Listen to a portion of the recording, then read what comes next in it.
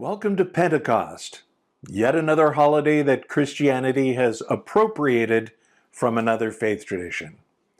Originally, in the Jewish tradition, Pentecost takes place 50 days after Passover. In Greek, Pentecoste literally means 50th. In Judaism, it was and still is a harvest festival that commemorates the giving of the law to Moses on Mount Sinai. Traditionally, this giving of the Ten Commandments is the moment in which the Jewish people are created. So, for Christians, Pentecost celebrates the coming of the Spirit upon the followers of Jesus, the act which creates the church. Acts was written near the end of the first century by the same person who wrote the Gospel of Luke and is filled with all kinds of symbolic language drawn from the Jewish tradition. As the author tells the story, the Spirit came upon the community with the sound of a rushing wind and with tongues of fire resting on each of them. So this is the one Sunday of the year where red is the liturgical color. What might not be immediately apparent in the long list of peoples whose languages are being spoken is that it gives away that this Pentecost gathering is not history, but metaphor. The very diversity of this ethnic gathering makes it historically impossible. The Medes, who Luke says were there that day, would have had to travel not a few hundred miles, but a couple of hundred years. The Medes had been long extinct, so too the Elamites. So this is about the Spirit being present not only in every place, but in every time. And it's very publicly on about one thing.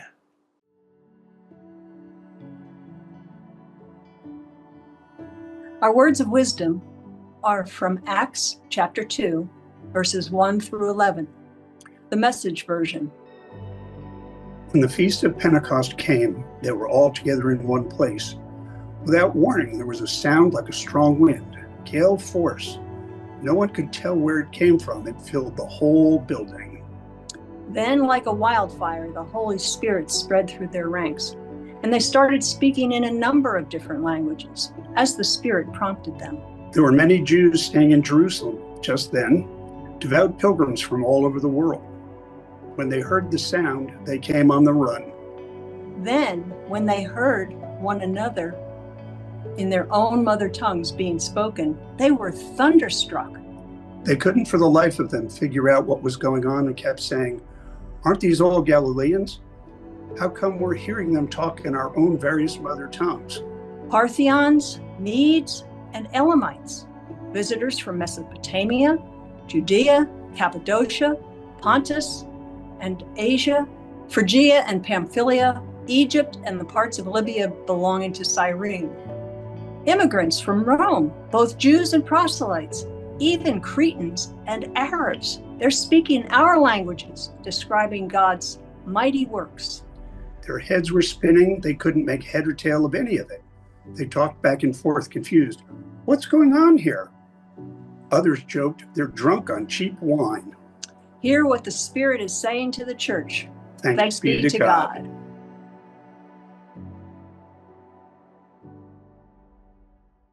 On July 3rd, 1981, 9 mountain climbers managed to summit Washington State's 14,410-foot Mount Rainier in record time. This only a few days after an ice fall had buried and killed 11 other climbers on that same mountain. Oh, and did I mention? 5 were blind, 2 were deaf, 1 was epileptic, and 1, a Vietnam vet, had an artificial leg. In spite of their physical challenges, they managed to climb up and down Mount Rainier without mishap. When asked how they'd achieved such an extraordinary feat, one of the blind climbers offered the understatement, we got a lot of help from each other. You think? They got a lot of help from each other. So, of course, I couldn't think of a better day to remember an accomplishment like this than Pentecost.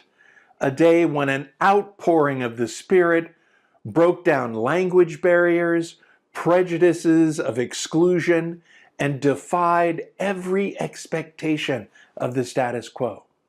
And remember, because these Jesus people were doing something that the know-it-alls never imagined possible, their only response was to diss them with claims that, well, they got to be drunk. And it's the same today. If this hackneyed old chestnut of a holiday is to have any relevance for going forward, we need to reclaim it for what it originally meant. It's a symbolic moment of radical egalitarianism, the breaking down of language, cultural, and interpersonal barriers, the likes of which no one had ever seen.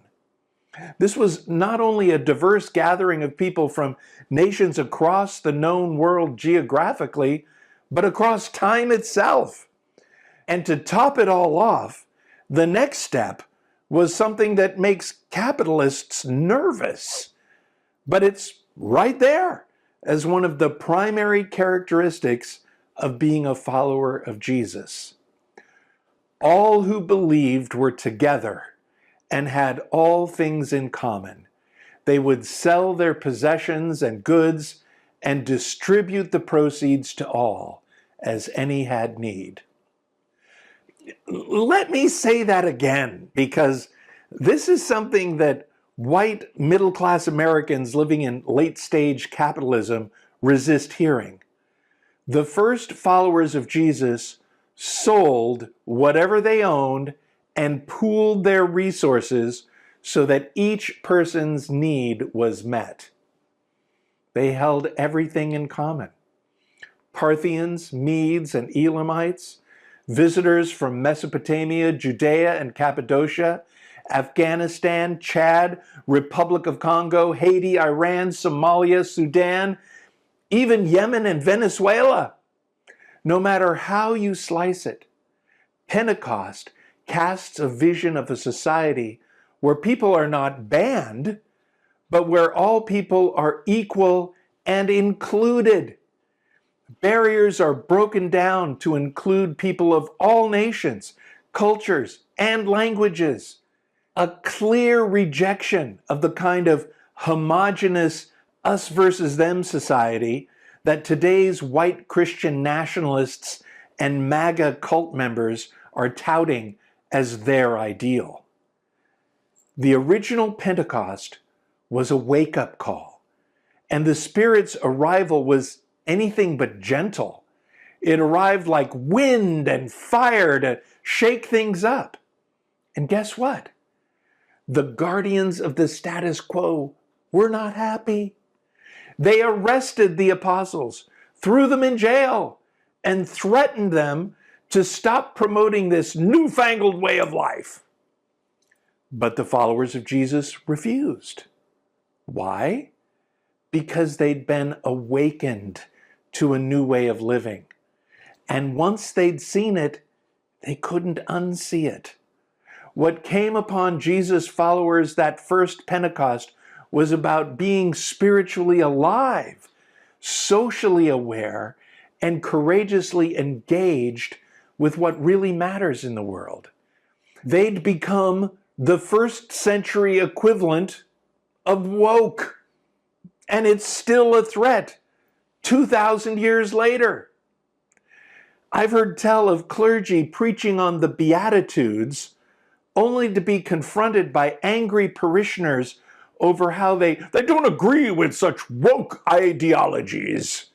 Never mind that the Beatitudes are Jesus' clear instructions on how to live together.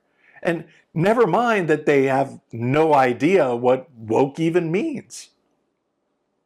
Some people, mostly partisan white folk, whip it out like it's a curse word. Unaware of its deep roots, They hurl it at others as a kind of blanket condemnation. So let me get you caught up. Woke actually originated as African American slang, meaning to be awake to social and political injustices, especially racism. Back in 1939, 9 black teens, the Scottsboro Boys, were falsely accused of raping 2 white women and were sentenced to death. After years of appeal, most of the boys remained sentenced to long prison terms, only having been saved from the death penalty. They were totally innocent. 2 of them were only 12 and 13 years old, but their experience was common across the Jim Crow South. So a few years later, shouldn't be a surprise that black folk singer Leadbelly wrote a song about the Scottsboro Boys, in which he urged his listeners to stay alert to racial injustice. In his gruff shorthand, stay woke. Fast forward to the 1960s and 70s, and woke evolved as a way to describe someone who was conscious, informed, and politically engaged, particularly about systemic oppression. Then came a resurgence in the 2010s when staying woke became associated with the Black Lives Matter movement, encouraging awareness of police brutality and institutional racism. But today, to be woke has been stripped of its original meaning and has been politicized and weaponized as a catch-all insult for progressive ideals. Politicians, preachers, and pundits advertise their ignorance of and heartlessness towards those whom they consider the other by dismissing their opinions, their circumstances, and even their existence by just a wave of the hand and a dismissive utterance of the word woke. So to be clear, because being woke is about big scary things like moral clarity, communal vigilance, and resistance to injustice, people who are arguably asleep have co-opted it as an insult for anything that smacks of progressive thinking. Never mind that some of the oldest texts in the New Testament argue that being woke is essential. Stay awake and watch, says Mark, while Paul tells the Romans, it is now the hour for you to wake from sleep. And those of us who have tried to change people's minds know firsthand that it's going to take something pretty dramatic to wake these people up to the suffering of others and the lies that they've accepted as truth. What we know that the sleepers can't begin to understand is that wokeness isn't a slur at all. It's not a condition to be remedied.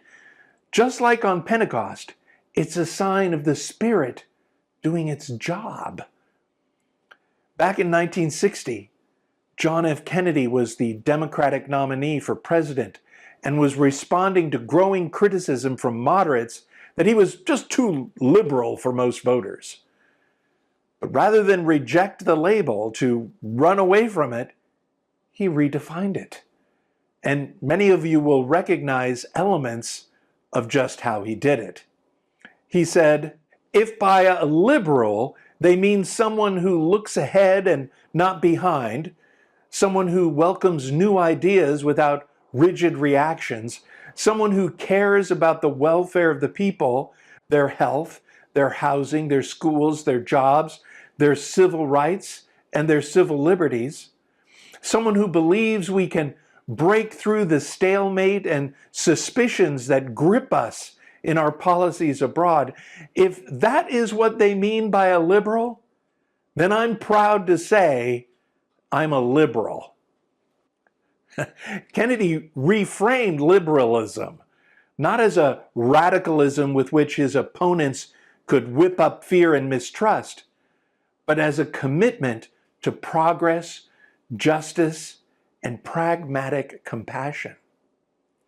So what if, for Pentecost, we did the same for staying woke? If by woke they mean someone who chooses to stay awake rather than sleepwalk through injustice, someone who listens to new voices instead of clinging to old prejudices, someone who believes that healthcare, housing, education, jobs, civil rights, and human dignity matter, then I'm proud to say I'm woke. Friends, if being woke means refusing to be numb to suffering or silent in the face of cruelty or satisfied with the status quo, then count me in. I want to stay woke because I believe a more just, more loving, more awakened world is still possible. Meanwhile, Senator Joni Ernst channels MAGA cruelty last week, telling constituents who are facing the loss of Medicare and Medicaid to essentially suck it up, we're all gonna die. Instead, I choose with Bishop Desmond Tutu to stay awake to the fact that we are made for togetherness, for fellowship, to live in a delicate network of interdependence. With Jesus and the prophets of old, I choose to stay woke to the cry of the poor and the immigrant, woke to systems that exploit, woke to the sacred in every human being, and woke to the dismantling of the hard-won progress that we've achieved as a culture. Case in point, just this week, to kick off Pride Month no less, Secretary of Defense Pete Hegseth, who probably is drunk on cheap wine, ordered the renaming of the USNS Harvey Milk, a ship named after Navy veteran and slain gay rights leader Harvey Milk. Christened in 2021, the ship was named to honor Milk's legacy as one of the first openly gay elected officials in the United States and his service in the Navy during the Korean War. Oh, but it doesn't stop there. Other ships under review for renaming include those named for Thurgood Marshall, Ruth Bader Ginsburg, Harriet Tubman, Cesar Chavez, Dolores Huerta, Lucy Stone, and Medgar Evers. All individuals who made significant contributions to the civil rights, social justice, and equality movements in America. How is this erasure of people that are deemed contrary to the warrior culture not just a vindictive silencing of those with different voices? It's essentially a reverse Pentecost. Friends, Pentecost wasn't about establishing a homogeneous community, validating some hyper-individualized assurance of God's love.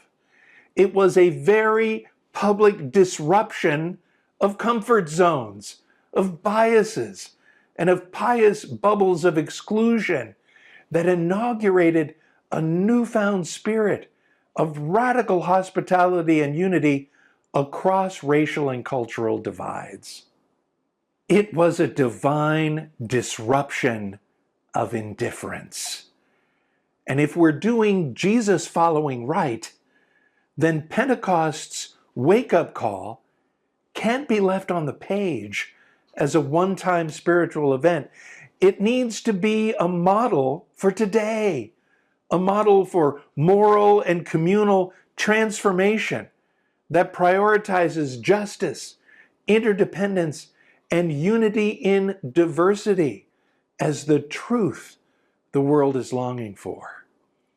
As theologian Miroslav Volf reminds us, the Spirit of God leads us into the truth, and the truth is that we belong together. On Pentecost, We remember the Holy Spirit coming like fire, like wind, a breath of life, invigorating the exhausted and the excluded, awakening the community to break down the walls that divide us. In contrast, the foul wind of today's politics exhales cruelty and neglect, seeking to suffocate the vulnerable and exclude the other. After Pentecost, Peter didn't bask in the smug assurance of God's approval. He was too woke for that. Instead, he rebuked the corrupt powers defending the same kind of tribalism and hyper-nationalism that we're facing today. And his actions are a direct call for us to take action resisting the powers that be, because we're woke too. In these days of turmoil, I find myself meditating on one of the heroes of my youth, Atticus Finch, one of the main characters in Harper Lee's To Kill a Mockingbird. Atticus is an attorney who was modeled after the attorneys who defended the Scottsboro Boys. Harper Lee didn't use the words "stay woke," but her novel is a literary wake-up call to readers, especially white Southerners of the 1960s, to wake up to the reality of systemic racism. Through the story of Atticus, Scout, and Tom Robinson, Lee exposes injustice, critiques racial blindness, and makes it impossible for readers to look away from reality. And while she's not one of the main characters, Scout's neighbor, Miss Maudie, speaks a truth we all need to hear. There are some men in this world who were born to do our unpleasant jobs for us. Your father's one of them. Atticus sees injustice, and instead of ignoring it, he acts. He's awake to the moral rot around him. And that's the challenge for us today. Can we be awake enough to what's going on around us to do the unpleasant job of resistance, of agitation for what's right? Friends, on the first Pentecost, the Spirit essentially reversed the confusion of the Tower of Babel, creating understanding and connection out of division and suspicion. We're called to do the same. As a church and as individuals, we need to stay woke to the cruelty of budget cuts that harm the poor and elderly, policies that exclude immigrants and target trans people, to rhetoric that normalizes cruelty and actions that erase people from history. The essence of Pentecost is about the transformative power of the Spirit in the real world. Jesus' first followers lived in politically charged environments too, and they knew what many conventional Christians avoid facing today. Jesus' vision has social and political implications. Applying our faith today isn't about partisanship, but about living out the values of justice, compassion, and inclusion that Pentecost represents. The Spirit builds community not through walls and enforcing uniformity, but through a radical awareness of our interdependence and a commitment to Jesus' call that says no one should go without care, food, dignity, or recognition as a fellow human being. Pentecost is nothing if not a divine, rude awakening. Think leaf blower at 5 a.m. kind of awakening. And now that you're awake, stay woke. Even though some of us are blind, deaf, epileptic, or down to one leg, stay together. Just like those climbers and just like that first Pentecost. Now's the time to stay awake and get a lot of help from each other. Be well.